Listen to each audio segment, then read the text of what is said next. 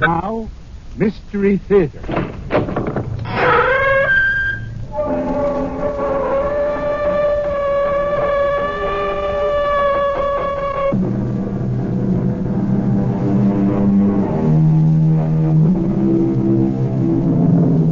Come in. Welcome. I'm E.G. Marshall, Chamberlain in this court of the mysterious and the macabre. The act of trust seems to get short shrift from the poets, the philosophers, and even the prophets. An early American sage warns us to trust everybody but cut the cards. The book tells us, put not your trust in princes. Very well and very good, but you have to trust somebody. Can anyone go all the way through this life without trusting another human being? What is it you want me to do? Show me how to use this. That's a revolver. Exactly. Where did you get it? I don't think that's important. Why, I don't think I should help you to... Well, if you don't, I'll probably kill myself trying to figure it out. But you don't need a revolver. I feel safer with it in the house. Ted is away so much. Well, you flick out the cylinder. Mm-hmm. And you insert the shells into these chambers. I see. And now you flick back the cylinder. And I hope you never have to use it. But the gun is ready to fire. You just point it and pull the trigger. Like, so? Like so. But not at me. Why not at you? Myra. I intend to kill you.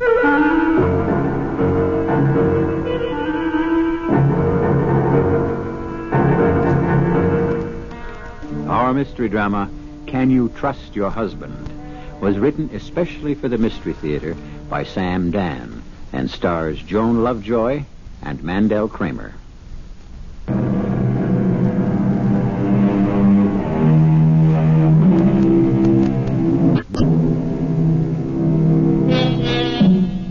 Somehow, love seems to have become the province of the young. Ask almost anyone to name two people who were deeply in love, and the answer almost automatically is Romeo and Juliet. Well, let's face it. Romeo and Juliet were a couple of teenagers who only knew each other for a brief interval. They conveniently died before they would have to weather the storms of marriage and responsibility. The lovers of record should be Philemon and Baucis, or Darby and Joan, couples who lived with each other and put up with each other for 50 and 60 years. That, dear friends, is love. All this is by way of introduction to the Mallards, Ted and Myra, married 25 years. And as far as we know, there's never been an argument or even a harsh word. It's all been one long, beautiful honeymoon, as far as we know. Let our story begin late one autumn evening as the doorbell rings in their comfortable, well-appointed apartment. Just a minute. You'll have to wait, Ted. Next time, carry your keys. Oh, Bert. Did I wake you, Myra? No, I never can sleep while Ted's awake. Come on in. Thanks. Ted isn't home yet. I guess his plane was late. Why, yes, it was. Oh, I knew it. But... But what? Well, Well, something's wrong. Well... Bert, what are you trying to tell me? Well, whatever it is, I guess I'm not doing a very good job of it. It's Ted. Yes, it's about Ted. Something's happened to him. The plane. Oh, now, Myra, just a minute. I've been listening to the radio all night. I haven't heard anything about a plane. No, it isn't the plane. Then what is it? The plane landed more than 3 hours ago. Bert, tell me what's happened to Ted. Well, I'm trying to. It's not easy. Do you know where he is? He's in jail. Jail? Why? What for? Well, I said it's not easy. I'm not sure. He was arrested as he came through customs. Well, tell me why. Well, I suppose for smuggling. Smuggling? Oh, that's impossible. There has to be a mistake. Oh, I'm sure of it. We have to get hold of Arthur Kremen. I already did. Or doesn't he practice that kind of law? He'll get someone else if he can't handle it. Handle what? Well, all I know is Ted called me, and they allowed them one phone call. Please, Bert, get to it. Well, he said, Bert, I'm being accused of smuggling. Call Arthur, and then tell Myra.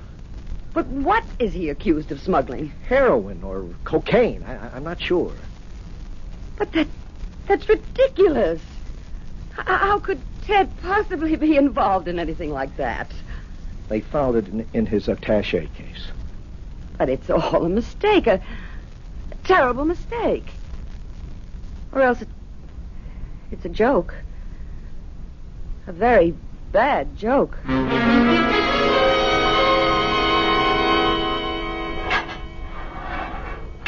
Ted, oh, Myra, darling. Myra, I didn't want you to come here. Why not? Because it's a prison cell. Are you all right?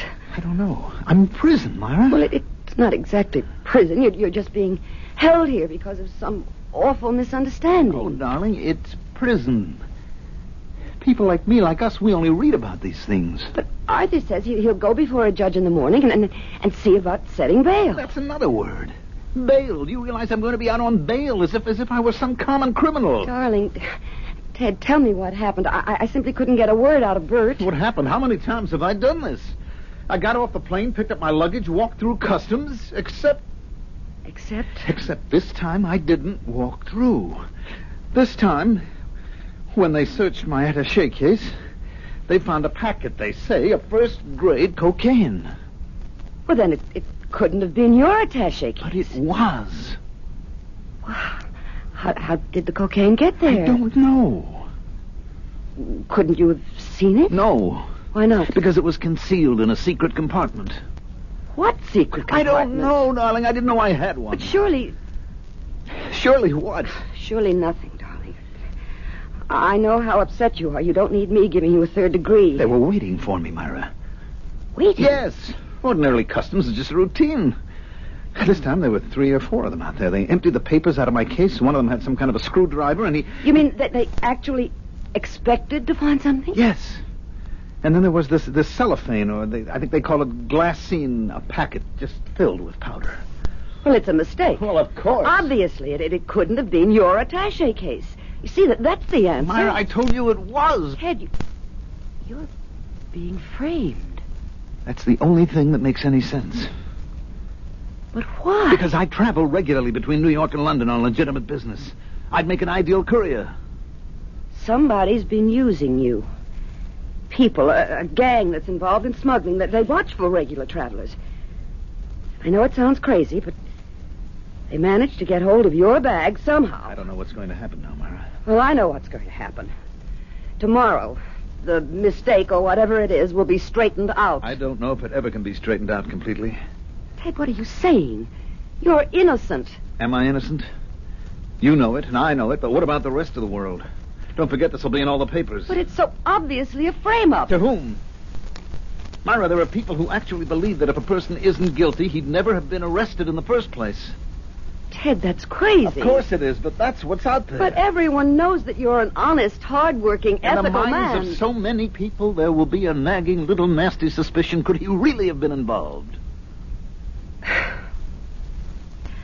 Well, this is going to be a good way of finding out who your friends really are. Suddenly I feel as if I'm part of another world, Myra, a world you and I never knew. It's no longer our logical, well-ordered universe. All of a sudden, I'm a criminal. Darling, you're not. I'm in a cage, deprived of my freedom. Look at them, the rest of them, as you leave here. The thugs, the hoodlums, the thieves. I'm one of them. Ted. Look at them as you leave, because I can't leave. I have to stay. Darling, not for long. Myra, you've got to get me out. The shame of this. The disgrace. I can't stand it.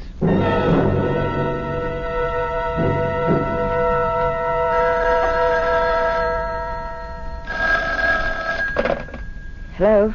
Myra, Bert, where are you? courthouse. Was Arthur able to get bail set? Well, that's what I'm calling you. Bert, please, just tell me. There's a problem, Myra, and Arthur's going to be tied up with it, so he asked me to call you. Bert, will you please tell me? Well, it looks like Arthur can't get bail. What do you mean he can't get bail?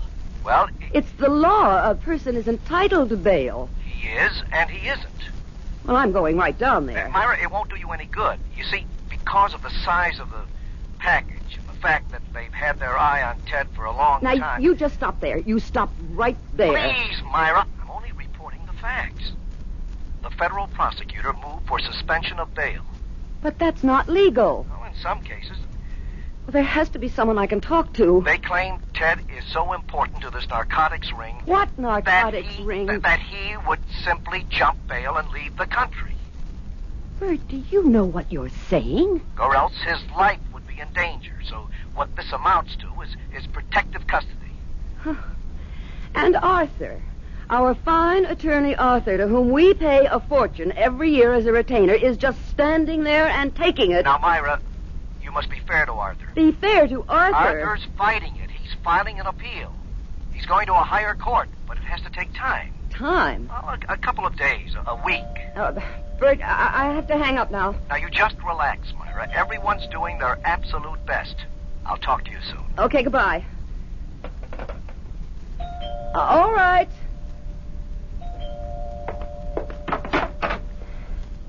Yes? Mrs. Mallard? Who are you? I'm Lieutenant Jack Denson of the Narcotics Squad.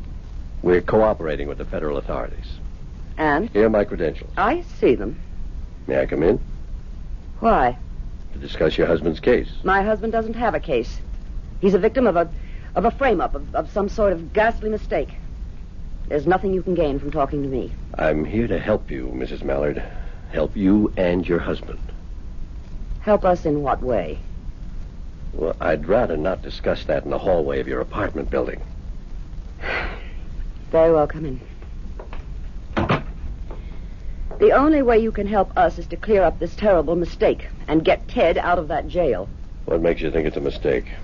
What makes me... My husband is innocent. What makes you think so?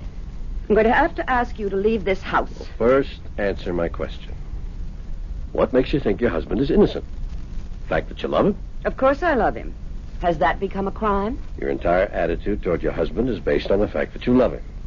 And love happens to be blind. Please, spare me your dime store philosophy. You don't live with a man for 25 years without getting to know him. Ours was no ordinary marriage, or maybe it was. Maybe all marriages are the same. I wouldn't know. But we were together in everything.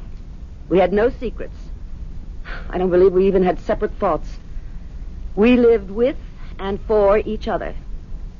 So he couldn't have been doing anything wrong, because I would have known it. How would you have known it? Evidently you're not married. Or if you are, it's not what I would call a marriage. I would know. He wouldn't have to say a word or leave a clue. But I would know if he were doing anything wrong. So what do you say to that? I wish I knew what to say, Mrs. Mallard. I wish I knew how to say what I have to say. Then please, stop beating around the bush. You're a fine woman, Mrs. Mallard. I'm in no mood for flattery, Lieutenant. Say what you have to say and get out. I'm sorry I'm forced to tell you this. But your husband, whom you love, and with whom you're so close, has been leading a double life.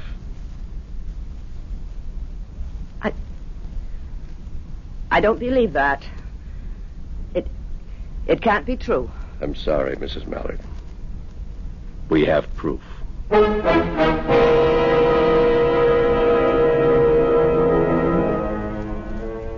There are parts of the world where it never rains. The bright golden sun shines in a deep blue sky, and all is beautiful and cheerful and gay. And after a while, you accept it as something that will last forever. But as the song says, into each life some rain must fall.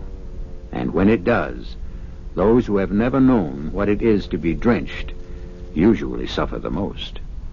I shall return shortly with Act 2. To the Mystery Theater on WABC.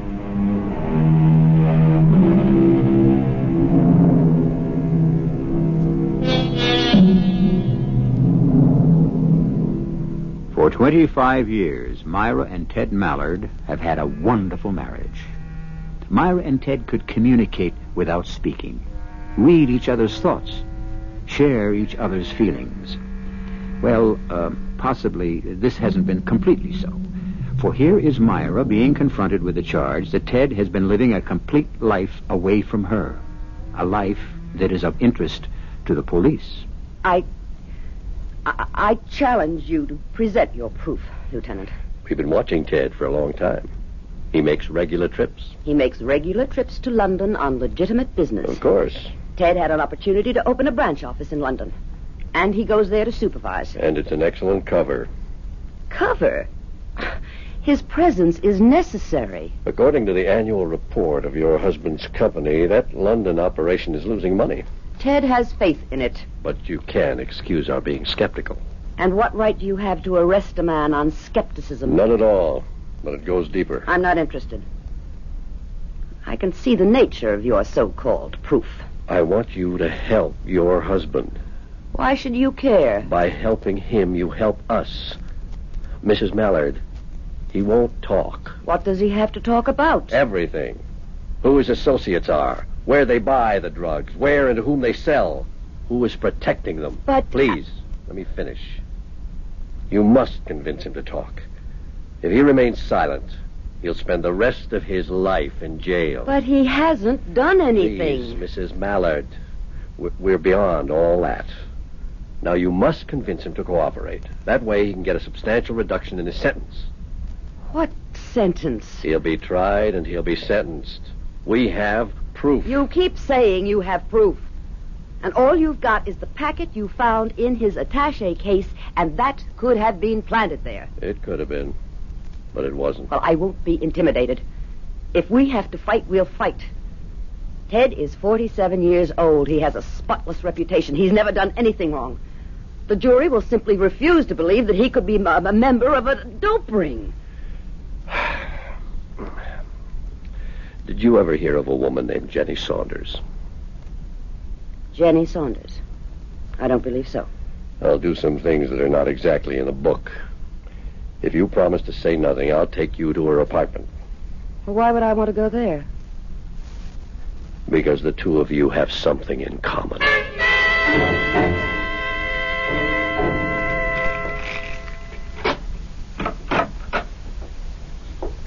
How does it happen that you have a key to this woman's apartment? Well, you see, she's cooperating with us. And when I said I might want to bring you here, she felt it best not to be present. Why? Out of respect, I suppose, for your feelings. What do you think of the place? Well, it's nice enough, but why have you... Wait a minute. That's Ted's picture. Yep, that's Ted's picture. What's Ted's picture doing here? You'll find some of Ted's clothing in the closet also. Oh, no. Oh, no, what? You won't get away with this.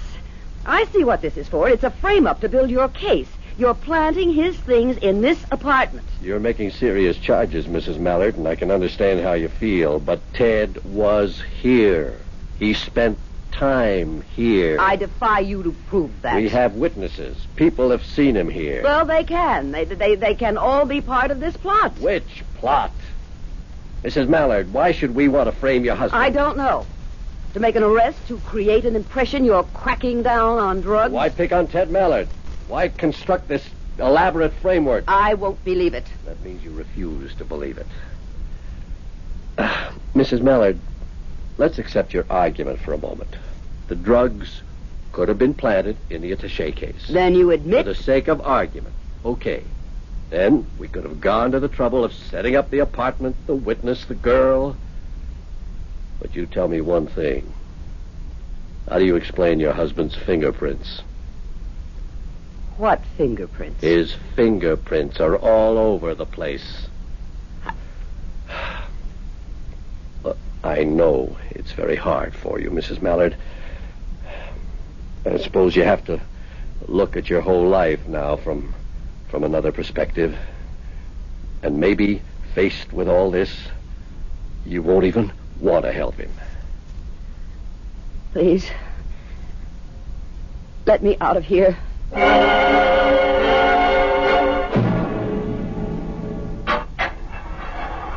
Myra, where were you? I thought you'd be here earlier. Arthur hasn't been able to do a thing. Now, should we get another lawyer? I can't believe a thing like this could Ted, happen. tell me about Jenny Saunders. Who? Jenny Saunders.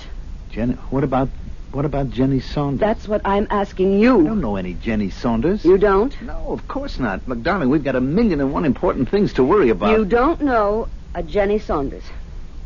Myra, is somebody named Jenny Saunders somehow involved in everything that's happening?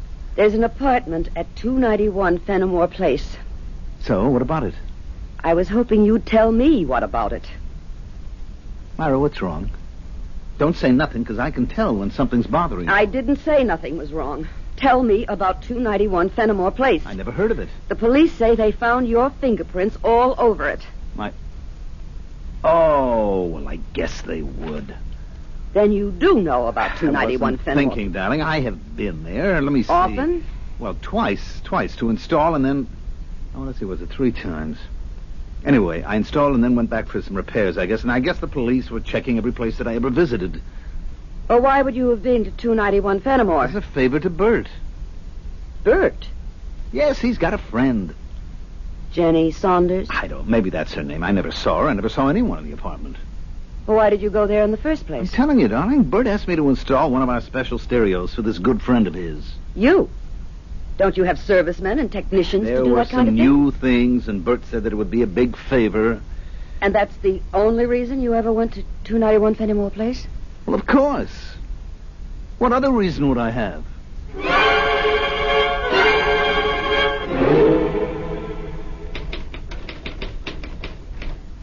Oh, hello, Mrs. Mallard. Hello, Harriet. Is Bert Hollis in? Oh, yeah, he sure is, but he's on the phone. That's all right. I'll wait. Look, I don't believe it about Mr. Mallard. I mean, well, he's just about the straightest guy there is. Harriet, tell me something. Does the name Jenny Saunders mean anything to you? Say it again, Mrs. Mallard. Jenny Saunders. Does it mean anything? Yeah. What? Well, I don't know. I mean, oh, gosh. Well, who is it? Look, does this ever happen to you? You know you've heard something somewhere, but you can't for the life of you remember when or where. Now this name, Jenny Saunders. Yes? I did hear it. Apropos of what? Apropos of, I can't remember. Oh, please, Harriet, try to recall. No. It doesn't do me any good to try. It's very important. Look, I mean, it's all just sloshing around somewhere in my subconscious, and it'll come to the surface when it wants to. Well, you will let me know, won't you, if you should happen to remember? Oh, sure. Oh, Mr. Hollis's light is out now, so he's off the phone. Why don't you just go in? Thank you. Bert. Myra, come in. Sit down. Thank you. Is there something new? I know Arthur's still waiting for the Court of Appeal. Bert, who is Jenny Saunders? Well, I'd never heard of her. Now, look, I know how long you and Ted have been friends. And, of course, your instinct is to protect him, but Bert... Oh, Bert, I have to know. What do you have to know? If my husband has been having an affair with a woman named Jenny Saunders... Ted? An affair? Oh, no, never. It's impossible. Bert, I looked in the mirror today, and I see that it could be possible. Myra, I know Ted, Please and I listen say to never. me, please. When I think of Ted and me and our marriage, I believe I'm still 20 and he's still 22. But I'm not, and he's not, and I have wrinkles, and a girl named Jenny Saunders is probably quite young. And you're being quite silly. Ted would never... Are you familiar with an apartment at 291 Fenimore Place? 291 Fenimore... No. Should I be? Yes, if you have a friend who lives there.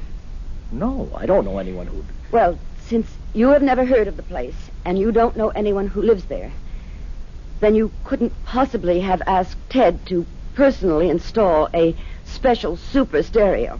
Ask Ted to what? You heard what I said.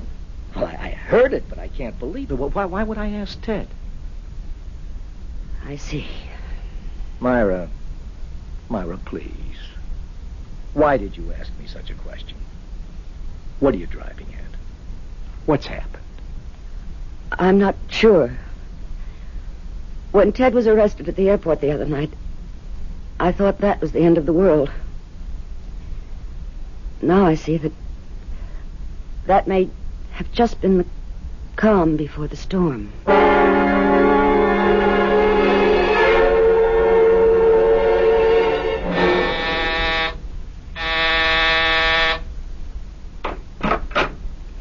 Yes? You're Jenny Saunders. Okay. Where do we go from here? I'm Myra Mallard. Well, come on in. Sit down. Thank you. Drink. I don't believe so. Well, what are we going to talk about? Is it true? It's true. I didn't think you'd be his type. When they start to hit 50, what's a type? Although you are quite pretty. If it makes you feel any better, he's still in love with you. Really? Then what was he doing here? Well, I guess these fellows need excitement. He's in a jam, I hear. Yes. I will say he was fast with $1. He was good to me. The rent here goes for almost $300. And then he liked to go to the track. I never knew he had the slightest interest in... Oh, and he liked a game of cards. I told him the stakes were a little high. I never knew he could even play cards. Well, I tried to steer him clear of it. Thank you. But men, well, they do what they want to do. And so, well, the way I see it, he got in very deep to the loan sharks. And it's all tied into the rackets, you understand? So they said, look, here's how you can pay us back. And so he became a courier. You see it happen all the time. Legit business guys get themselves in hock and the mob moves in. What are you looking for? You wouldn't happen to have a specially installed stereo, would you? Oh, no. I wish I did. Well, thank you, Miss Saunders. Yeah. I'm glad you're friendly, Mrs. Mallard. A lot of wives, they'd throw a fit. But isn't it better to act civilized? Myra, what are you saying to me? What are you saying to me, Ted? I'm saying that I don't know a girl named Jenny Saunders. She lives at 291 Fenimore Place. You admit you went there. As a favor to Bert. Bert knows nothing about What it. do you mean he knows nothing about it? He asked me He to. didn't. He specifically asked... Myra, Bert came into my office a couple of months ago and asked me to do him this favor. But he didn't. Well, ask him. I did ask him. He knows nothing about it. And furthermore, I just had a visit with Jenny Saunders. Myra. I can see where she might be very exciting. Myra, listen to me. No, you listen to me. Call Lieutenant Denson. What for? So you can make a deal and be out of here in a few years, or maybe even months. Would you mind telling me what you're talking I'm about? talking about a man who fell in love with a woman half his age. Myra. All right. Let's say he became infatuated. And so he went through all of his money, got into debt, and was offered a way out, an illegal way out, and he was caught. Myra, do you believe this? Yes, Ted, I believe it. I don't see how it's possible not to believe it.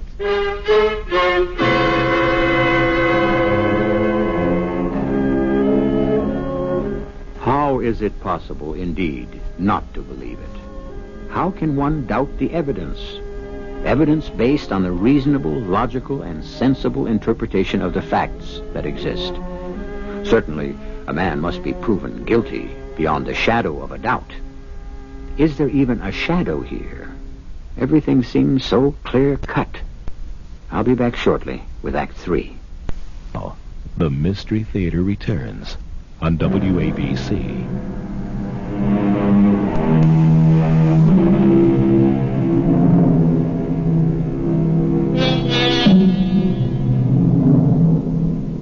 Sometimes, if you repeat a story often enough, you'll come to believe it. For instance, for 25 years, Myra Mallard has been telling herself that she has the perfect marriage, a union that was made in heaven, as they say.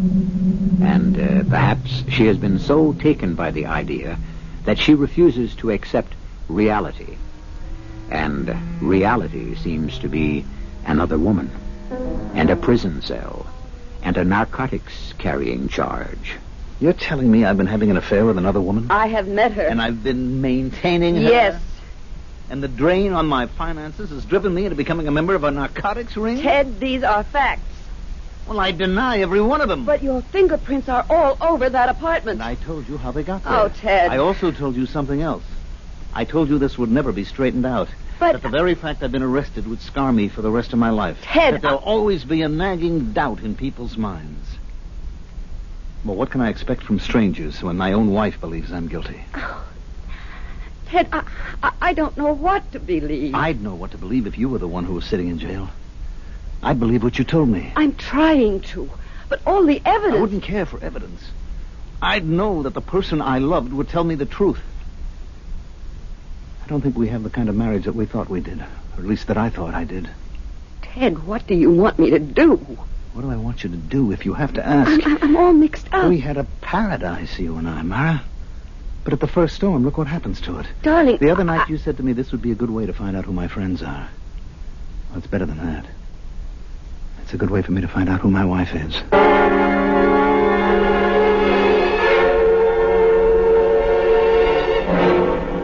Well, Mrs. Mallard, have you thought it over? Yes, Lieutenant Denson, I have. And have you decided to help your husband? Yes. I'm going to do everything I can. Fine. Then I can expect you to cooperate with us. Oh, I will. That is, if you agree to cooperate with me. Certainly. What would you like me to do? Find the man who's really guilty.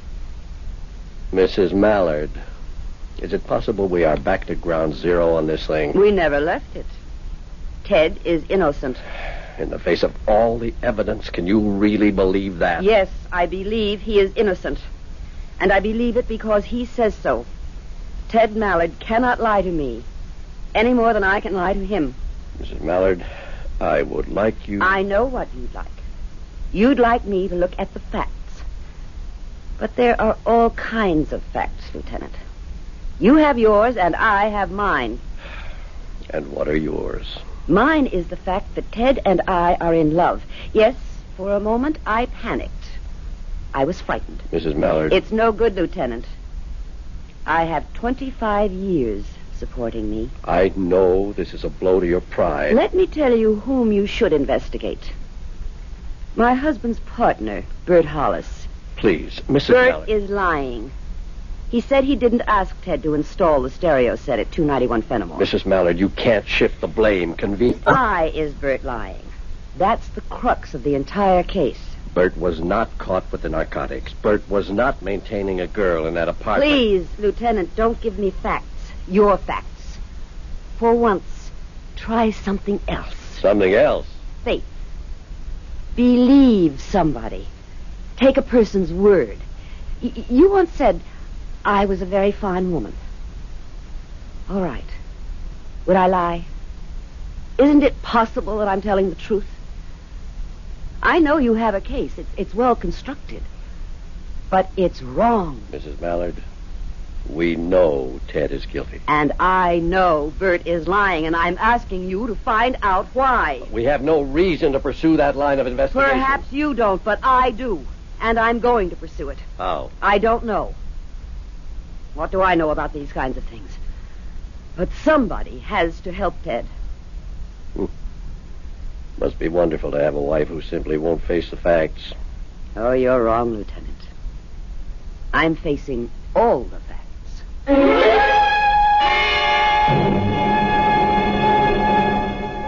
Why would Bert lie? I don't know. Think. I told you, I don't know. Have you had any differences of opinion about the business? No. Is he in debt?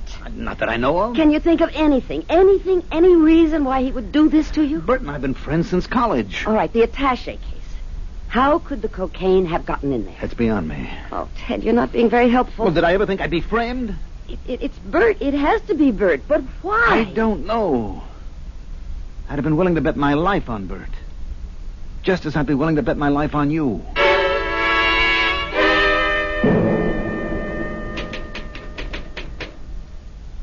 Oh, hi, Mrs. Mallard. Hello, Harriet. Anything new with Mr. Mallard? Well, we're hoping. Yeah. I've just come by to get some of Ted's things. Oh, that's Mr. Hollis's ring. He wants to give me some dictation. Look, if you'll be in Mr. Mallard's office for a few minutes, would you mind answering the phone? No, not at all. It's just that when Mr. Hollis dictates, he gets all confused if I have to stop and pick up the phone. Well, I'll be here for a while. Oh, thanks.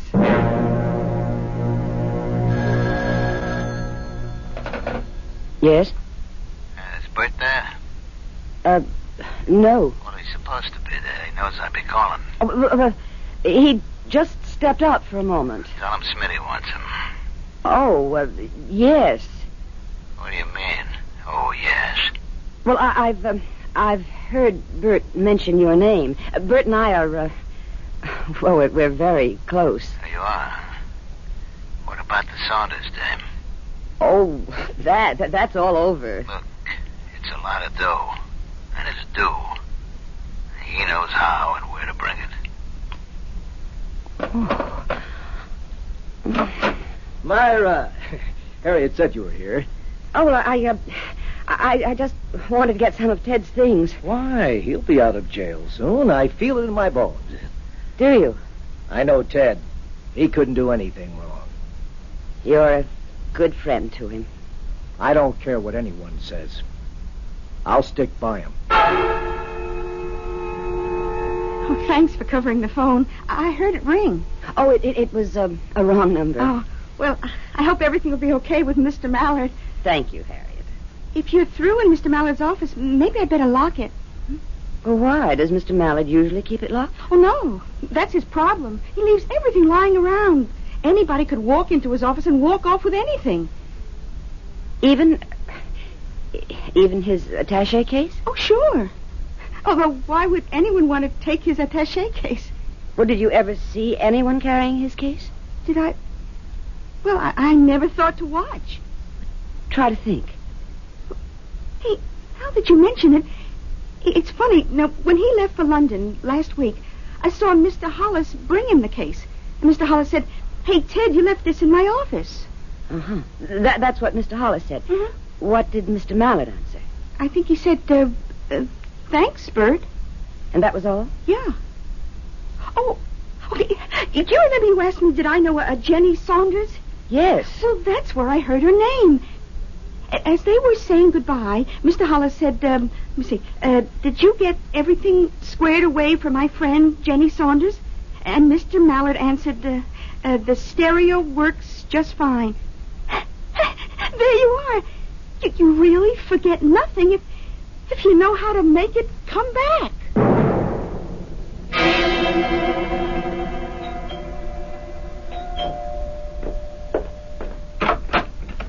Hello, Bud. I'm on time. You got it? Yeah. Hand it over. I know 50 grand here. I know. Look, the agreement was 10 payments, 50 grand each. 50 is too big a sum to The hide. agreement, pal. I can fix the books for 25 maybe each month, but not for 50. Who cares about the books? That's why we got Mallard out of the way. So you could have an open road. His wife was there today. Why? I don't know why. Maybe she suspects something.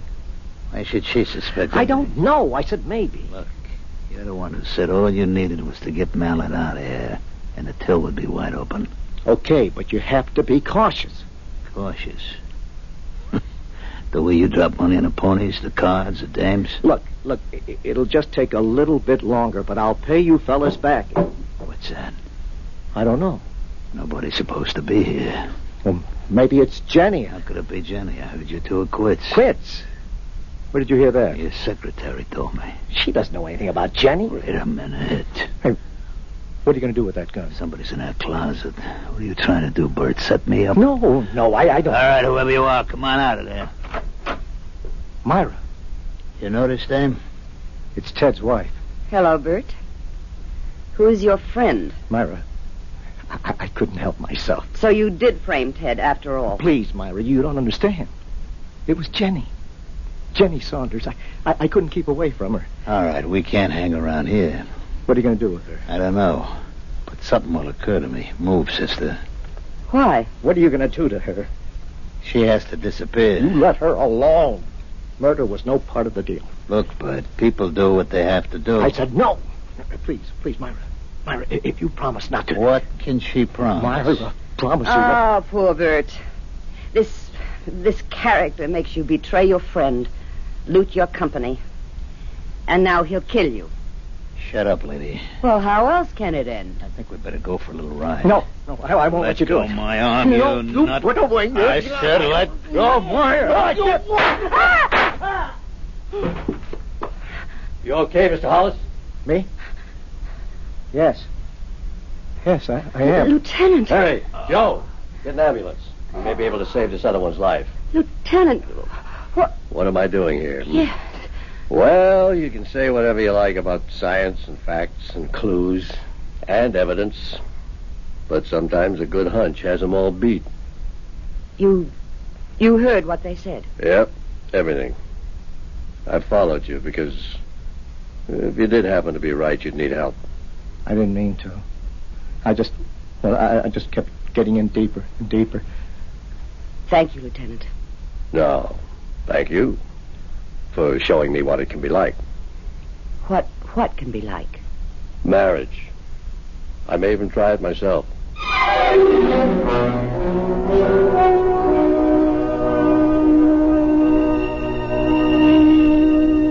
And he did.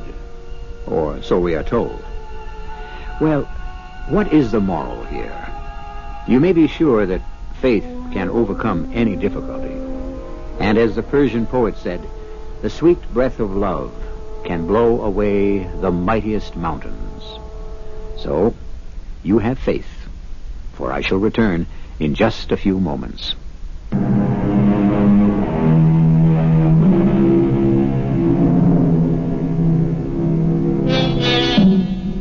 Love, like wine, they say, grows mellower, finer, tastier as time goes on. Just as youth is wasted on the young, so is love. The heart has its reasons, and the more we attempt to probe and pry and weigh and analyze, the more we come to naught. Love is one of the two supreme passions. The other, of course, is murder, which is why we always try to give you liberal amounts of each, 7 times each week. Our cast included Joan Lovejoy, Mandel Kramer, Bryna Rayburn, Ken Harvey, and Sam Gray. The entire production was under the direction of Hyman Brown. This is E.G. Marshall inviting you to return to our Mystery Theater for another adventure in the macabre. Until next time, pleasant dreams.